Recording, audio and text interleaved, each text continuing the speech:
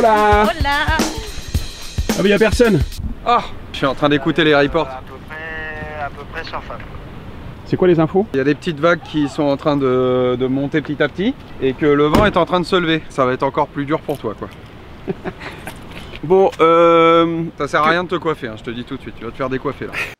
Salut à toi internaute passionné de voyage et de liberté. Alors, avant de vous montrer mes prouesses sur l'océan, quelques explications. Il y a quelques semaines, j'étais dans le sud de l'Espagne. À peine annoncé que j'étais à Tarifa, que certains d'entre vous m'ont envoyé quelques messages. Comme quoi, il fallait absolument que je rencontre un certain Fred Bonnef. Et pourquoi pas faire son portrait? C'est qui ce mec? Et en effet, après avoir pris quelques renseignements sur lui, je me suis dit que ce serait pas mal de faire une vidéo. Avec deux missions. La première, c'est de vous faire découvrir le SUP, le stand-up paddle. Et la deuxième, c'est de vous faire découvrir ce parcours hors norme de ce personnage.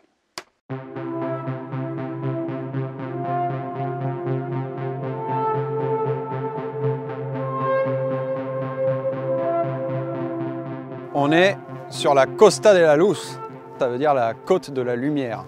Et quand tu regardes les couchers de soleil ici et les lumières qu'on a, tu comprends pourquoi. Je m'appelle Fred Bonnef, je suis installé ici à Tarifa, ça fait quasiment 20 ans maintenant. Je suis ce qu'on pourrait décrire basiquement comme un waterman, un touche-à-tout.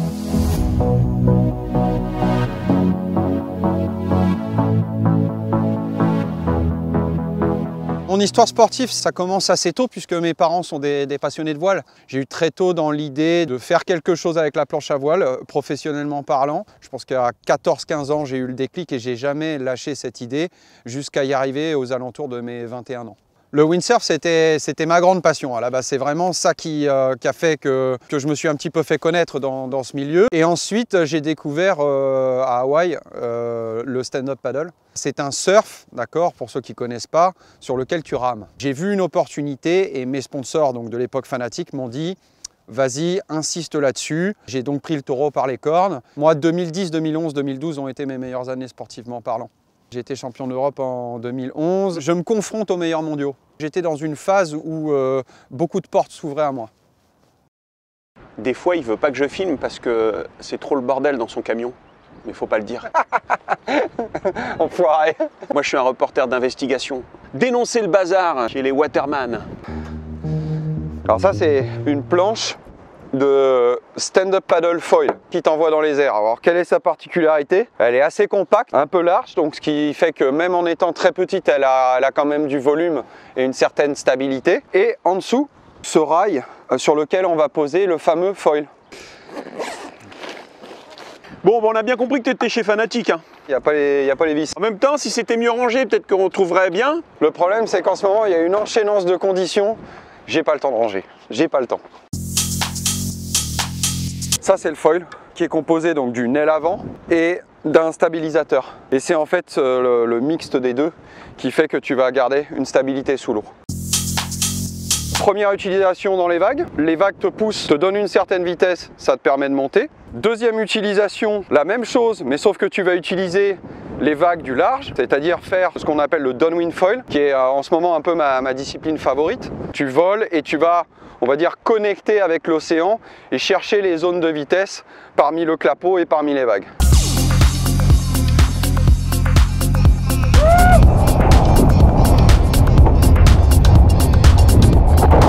Troisième utilisation, celle qui est un peu à la mode en ce moment, c'est le wing foil. Évidemment, si je mets pas celui-là, ça marche moins bien. Oh putain. Oh putain. Bon, on va recommencer. Je suis un bêtisier, à moi tout seul. Je suis un bêtisier, je me fends la gueule. Elle est prête la bête. Alors tu vois, vu le vent qu'il y a, la première chose que tu fais, tu te mets le leash au poignet, ça t'évite de faire des conneries. Parce que là, si tu la mets en l'air, tu la lâches, tu la retrouves au Maroc avec un peu de chance. Voilà, voilà la bête. Je vais saisir mon aile de wing par le wishbone et je vais m'en servir pour me propulser. Regarde, on tourne facilement d'un côté à l'autre. C'est vraiment... Ça a l'air tellement simple. Je vais te mettre le leash demain déjà. Ça indique l'heure ou pas? Et tu as une boussole aussi inclus. Ça, c'est l'avant, d'accord? Voilà. On va chercher la neutralité du truc. Allez, je te laisse faire un peu, t'es bien là. T'es bien. J'ai l'air con. Oh putain, ça tire. Là, tu vois, tu tires trop dessus. Si tu lâches la main avant, tu perds complètement le contrôle. Oui. Si tu lâches la main arrière, la maintient équilibrée dans l'axe du vent. Et quand j'ai besoin de puissance, je mets ma main arrière et j'accélère. Comme une planche à voile. Un peu comme une planche à voile. Ah, attends, c'est en fait, j'essaye de... Voilà, tu vois, essaye d'avoir le bord d'attaque vers là-bas. Rapproche ta main arrière de ta main avant. Voilà, tu vois. Tiens, mais comment tu fais un virement de bord? Ma main avant devient main arrière, pam, et ça y est, j'ai changé. Mais c'est tellement facile sur Terre. Ouais. Bon, Philippe, il va nous montrer comment sauter maintenant. Ah ouais, t'as un style. Quand on fait ce qu'on appelle du downwind, c'est-à-dire qu'on est avec l'aile dans la main et qu'on va pomper, on va se retrouver comme ça. Avec l'aile comme ça et en train de pomper. Pam, pam, pam. C'est-à-dire qu'on peut la garder en position complètement neutre.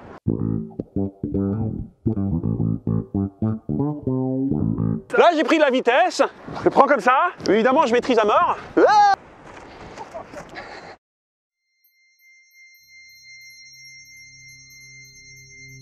Je reviens de Bretagne où j'avais fait une Coupe du Monde et avant de rentrer chez moi, je passe faire un événement beaucoup plus local, une épreuve régionale de stand-up paddle dans les vagues. Ça se passe très bien, je la gagne, les copains me disent « Ah bah viens, reste pour l'apéro, etc. » Et moi je leur dis « Non les gars, moi je vais rentrer, demain j'ai du travail, je prends la route, j'y vais. » Et en fait, sur ce trajet, j'ai vu des phares en face de moi, j'ai pas eu le temps de réagir.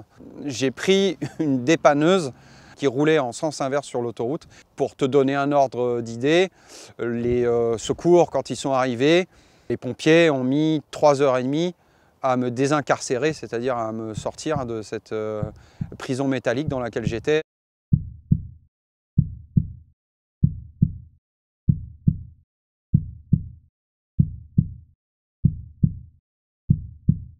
J'ai vite compris que si pendant l'étape de la désincarcération, je m'évanouissais ou je partais, il y avait de fortes chances que je ne revoie plus la lumière du jour.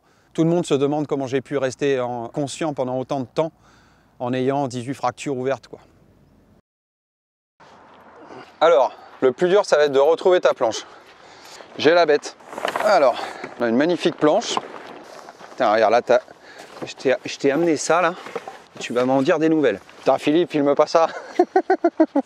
Mais t'es obligé de te balader avec toutes ces planches? Ouais, je veux être prêt à tout. Parce que selon les conditions, je vais me diriger sur une session de surf, sur une session de windsurf, sur une session de foil. Je suis prêt à tout en permanence. J'ai toujours le bon jouet pour m'amuser avec les conditions que j'ai devant chez moi. Une planche à gonfler. C'est quand même une chaîne YouTube un peu pédagogique. Comment on choisit un bon paddle gonflable? C'est une question déjà de niveau et de gabarit. Plus tu auras de volume, plus la planche sera stable. Pour quelqu'un qui débute, on va chercher minimum 200 litres. Celle-là fait 300 litres. Un petit peu large pour vraiment te sentir stable. Ça va te permettre d'aller te balader dans les vagues. Et comme elle est gonflable, tu vas pas risquer aussi de te la prendre dans la tête. Alors il y a tout dans le gonflable, donc il faut faire attention. Il ne faut pas aller chercher la première planche à Decathlon ou les trucs chinois. Il faut vraiment essayer d'avoir du bon matériel parce que ça change tout. Tu vois comment ça marche, hein? Tu vas adorer.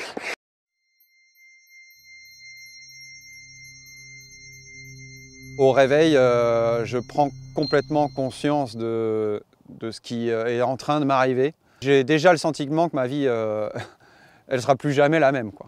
S'ajoute à ce sentiment une réalité qui est celle de l'éventuelle perte de ma jambe droite. Je savais qu'à chaque intervention chirurgicale, je risquais de la perdre. Il y en a eu plus de 35.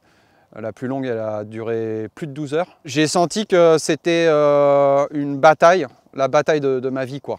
Est-ce que je vais de nouveau avoir une vie sportive? Est-ce que je vais de nouveau avoir une vie amoureuse? Est-ce que je vais de nouveau avoir une vie normale? Est-ce que je vais de nouveau aller à la plage? Tout ça, si tu veux, j'ai réussi à le mettre entre parenthèses parce que je me suis concentré sur le moment. Et c'est quelque chose qu'on a l'habitude de faire dans les sports d'endurance. Quand on souffre, on se concentre sur les 5 prochains mètres. Quand on a fait les 5 prochains mètres, on fait les 5 mètres d'après. Et quand on l'a fait, on continue. On est nombreux à être bons dans les moments forts. On ne sait pas comment on va réagir dans les moments où on est vraiment au fond, quoi. Et moi, j'étais vraiment au fond.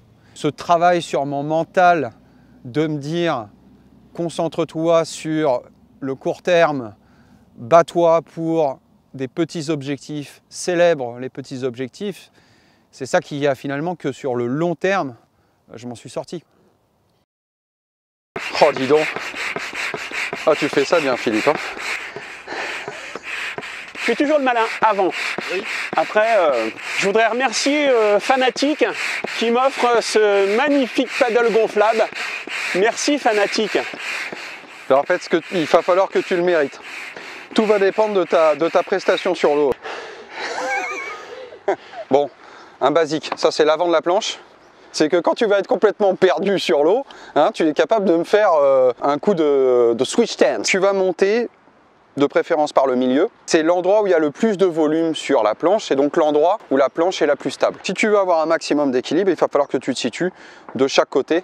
Avant d'apprendre à se mettre debout sur la planche, on va apprendre à sortir d'un endroit par exemple où il y a des vagues, ou alors s'éloigner d'une zone où c'est peu profond. On va poser le côté bombé sous le torse et on va s'allonger sur la planche en mettant à peu près la poignée, c'est-à-dire le milieu de la planche situé environ au niveau de la ceinture. Et tu vas t'allonger dessus avec le côté bombé de ton côté que tu coinces comme ça. Ça te permet de tenir la rame. Je prends un petit peu de vitesse, c'est comme le vélo. Plus tu prends de la vitesse, plus tu vas être stable. Ce qui me donne le temps de venir me mettre à genoux. Je vais commencer à ramer mon épaule du haut au-dessus de celle du bas, ce qui me permet de rentrer verticalement. Tu vas donner quelques coups de rame comme ça, d'accord? Je prends un petit peu d'accélération et ensuite je vais me lever. Je pose la pagaie devant moi, je l'ai bien en main et je vais chercher à ne penser qu'à deux choses. Je vais mettre mes deux pieds à la place de mes deux genoux de chaque côté de la poignée et dès que possible, je vais mettre ma pagaie au contact de l'eau parce que c'est ce qui va me permettre de garder l'équilibre. C'est comme une troisième jambe si je peux me permettre l'expression. Tac, et tout de suite, je me stabilise. C'est valable à tous les niveaux du stand-up paddle. Ensuite, on va commencer à ramer proprement dit. Je te donne juste les basiques. Alors, je vais chercher à être relativement parallèle au rail de ma planche pour avancer droit. Tu vas y arriver? Évidemment que j'ai compris. Je prends de la vitesse. Tac, tac, tac. Un peu rapide. Oh, oh, je fais semblant qu'il y a de... Oh, oh, oh. Là, après, je fais hop, comme ça. Voilà, oh, attends, il y a une vague. Choc, choc. Plus bas. Choc. Regarde. Oui, mais je vais enfoncer, évidemment que je vais enfoncer. Je sais, et là, je peux pas avancer parce que c'est de l'herbe. Oui, mais c'est de l'herbe, là, je peux pas. Là, j'ai pris de la vitesse, toc, toc, toc. Oula. Ah bah ouais, mais en même temps, tu restes pas à côté de moi. Je suis en train de manœuvrer, là. Ça? Ça? Ouais, tout à fait. Et tout de suite, qu'est-ce que tu fais? Bah, j'essaye d'être debout. Et non, non, non, non. Tu rapproches un petit peu ta main là. Et tout de suite, tu me poses cette palle dans l'eau. Ah, pour m'équilibrer. Voilà. Et au lieu d'être comme ça, tu vois, tu es assis, tu vois, tu es assis et ton corps est droit. Et la palle est dans l'eau. Là, tu n'as rien à craindre. Attends, j'y arrive super, regarde. Je peux le faire. Je peux le faire avec un pied. Je peux le faire aussi avec un pied. Je fais ça tout à l'heure. Non, mais je sens qu'on tient quelque chose. Fred Bonnef, tu n'as qu'à bien à te tenir. Ça a l'air tellement facile comme ça. Si à un moment donné je te dépasse, j'aimerais que tu aies l'humilité de me dire, Philippe, t'es meilleur que moi. Voilà. Mais ce que je vais faire, c'est qu'aujourd'hui, je le fais jamais, hein, mais je crois qu'aujourd'hui, je vais mettre un casque. Thank you very much, Laetitia. Laetitia, c'est le camera woman. Water camera woman.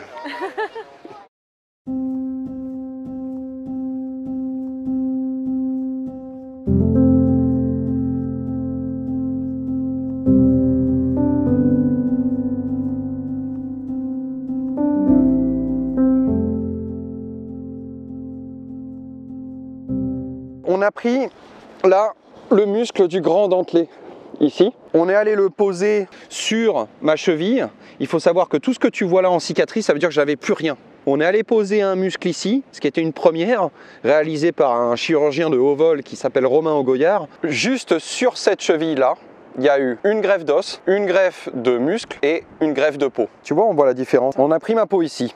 Ce qui est extrêmement handicapant pour moi, c'est les fractures de rotules de genoux que j'ai eues. Ça, c'est ce qui me pose le plus de problèmes. Il va falloir certainement trouver des solutions pour le futur parce que c'est vrai que plus ça va et plus c'est difficile de naviguer, de surfer avec des genoux aussi douloureux. Il y a un mot qui est très important dans tous les handicaps, c'est le mot adaptation. Parfois, mon handicap ne se voit pas parce que j'ai su m'adapter à mon nouveau corps. Par exemple, quand tu fais du surf, tu as besoin d'une flexion de cheville qui est très importante. Et tu as besoin d'une flexion de genou qui est très importante. Moi, je n'ai ni cette flexion de cheville, ni cette flexion de genou.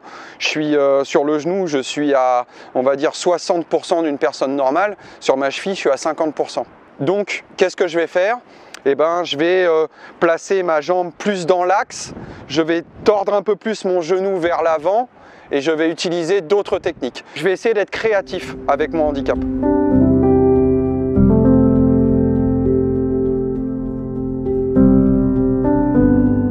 L'appel de la mer, il a toujours été présent. C'était ma motivation numéro 1. Le stand-up paddle, pour moi, c'est l'un des sports les plus sains qui existent.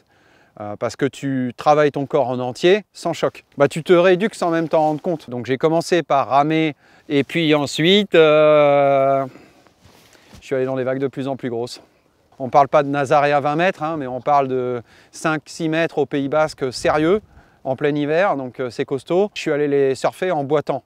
Des grandes planches de surf, des guns, là, ce qu'on appelle ça. J'allais à l'eau, je ramais jusqu'au pic et j'essayais de prendre ces vagues-là. C'est vrai qu'à l'époque, j'étais un peu jusqu'au boutiste parce que j'hésitais pas à y aller, même en ayant mal, même en boitant, parce que au fond de moi, j'avais pas mal de haine, pas mal de rancœur, parce que j'avais des gros problèmes avec les assurances du parti adverse. Qui en fait faisait tout pour minimiser mon préjudice et pour ne pas m'indemniser. J'avais tellement la niaque, je me suis dit cette énergie là que tu as là, qui est tellement forte et violente, il faut que tu la mettes à profit pour quelque chose de positif.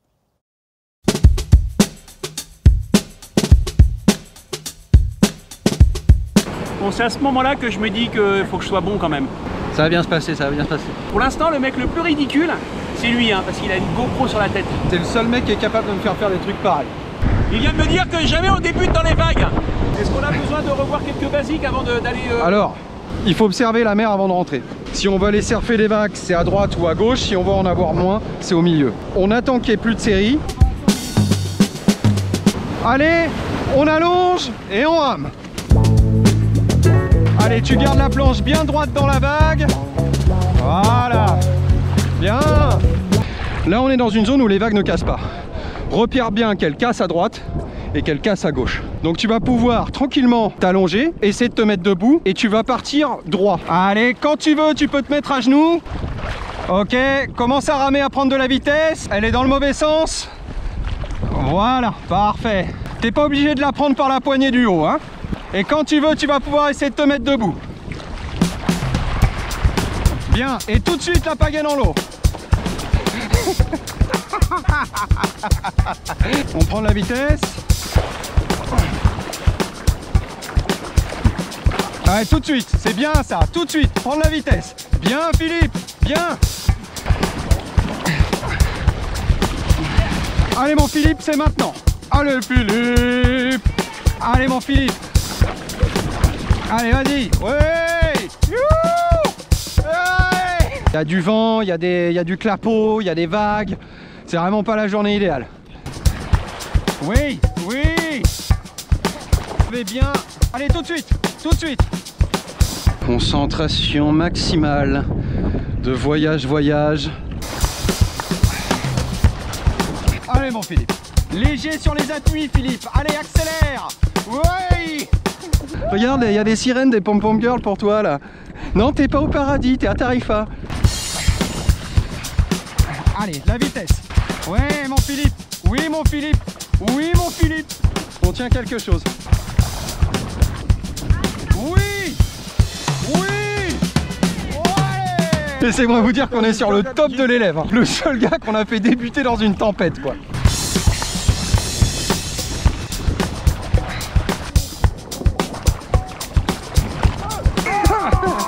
Ah, il a du caractère, notre Philippe. J'aime pas perdre.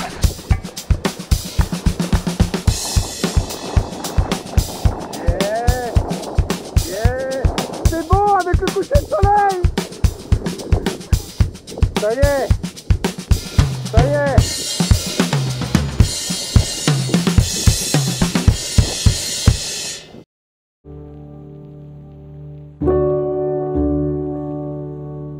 J'avais besoin de me prouver à moi-même que j'étais capable de refaire des résultats et que je pouvais même gagner des gars valides, même des gars qui sont considérés comme des tops nationaux ou des tops européens.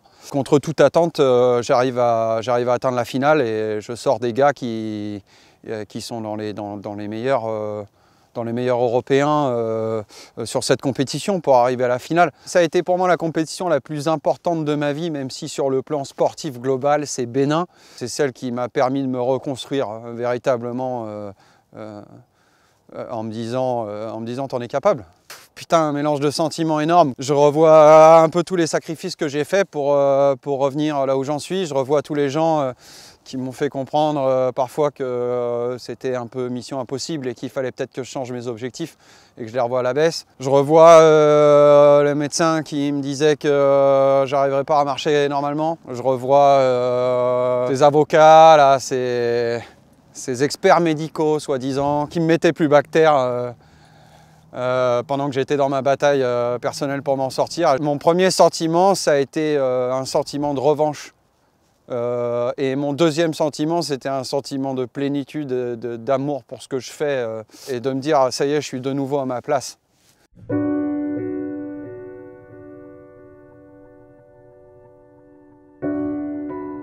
La glisse, c'est une sensation incroyable déjà, hein. C'est le seul moment un petit peu, je trouve, dans la vie dans lequel tu es tellement concentré sur ce que tu fais, tu es tellement dans le moment et dans la plénitude de ce que tu fais que tu oublies tes problèmes. En mer, je vis des trucs extraordinaires. Je vis des choses fortes. C'est une drogue. J'ai des potes qui sont frustrés parce que les conditions sont pas bonnes, parce que les vagues sont trop petites, parce que le vent est pas assez fort. Et moi, tout ça, mais ça me passe au-dessus parce que je me rends compte de la chance que j'ai de glisser, puis en plus d'en faire mon métier. Je continuerai toujours à être au contact avec la mer. C'est pas parce que j'arrêterai d'avoir des sponsors ou qu'on arrêtera de me payer que j'arrêterai d'aller à l'eau. Ça serait fou de penser ça. Je pourrais bosser dans un supermarché et continuer à faire ce que je fais. J'aime trop ce que je fais, c'est mon style de vie avant d'être un moyen de me nourrir. Ces sports-là te donnent de la santé mentale et physique et te permettent d'être bien, quoi.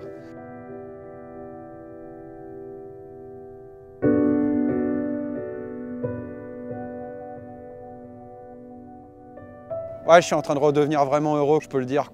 Je suis en train de retrouver la personne heureuse et joyeuse que j'étais avant. Et ça a mis quasiment 10 ans, quoi. Mais j'y suis arrivé. Donc s'il y en a qui sont qui ont été dans les mêmes problèmes que moi, qui sachent que c'est possible. Je sais que j'ai beaucoup parlé de lutte, de bataille, mais il y a eu du positif au final.